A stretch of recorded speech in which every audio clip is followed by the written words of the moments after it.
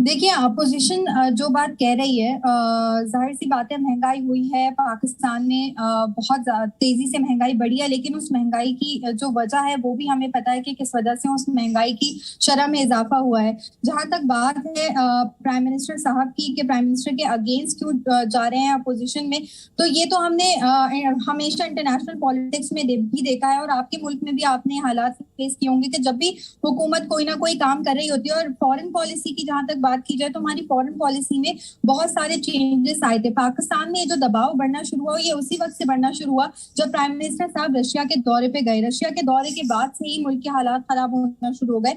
और ये कहना बिल्कुल गलत नहीं होगा कि बहुत सारे ऐसे अनासिर हैं जिनको बाकायदगी से इस मिशन के ऊपर लगाया जाता है कि पाकिस्तान में किसी ना किसी बहाने कॉन्स्पायरेसी थ्योरीज चल रही हो, पाकिस्तान के हालात खराब हो रहे हो।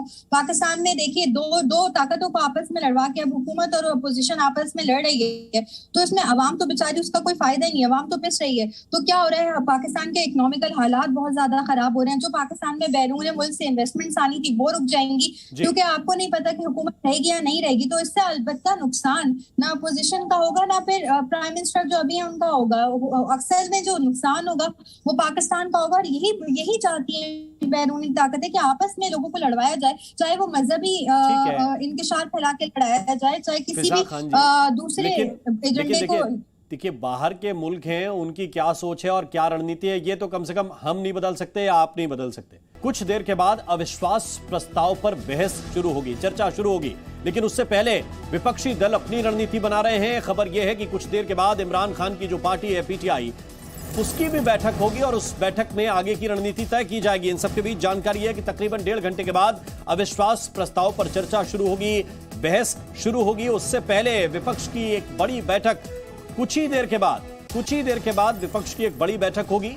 इसमें रणनीति बनाई जाएगी कि सदन के अंदर किस तरह से सरकार को, हुकूमत को घेरा जाए। ये रणनीति बनाने की कोशिश विपक्ष के नेता करेंगे। हालांकि वो ये दावा कर रहे हैं कि संख्या बल के आधार पर उनके पास बहुमत से ज्यादा नंबर है, और वो इसी आधार पर दावा कर रहे हैं कि इमरान खान के पास बहुमत नहीं है तो उन्हें सत्ता छोड़ देनी चाहिए। और दूसरी तरफ पीटीआई की तरफ से कहा गया है, ये दावा किया जा रहा है, इमरान के मंत्री ये कह रहे हैं कि आज रात को ही जनता के साथ खिताब कर सकते हैं, देश को संबोधित कर सकते हैं पाकिस्तान के वजीर आजम, वहां के प्रधानमंत्री इमरान खान। तो ये संबोधन क्या होगा, क्योंकि इससे पहले एक बड़ी रैली, एक तरह का बड़ा जलसा पाकिस्तान के वजीर आजम ने किया था, इमरान खान ने किया था, और उसमें अपने दिल की सारी भड़ास, सारा गुबार निकाला था।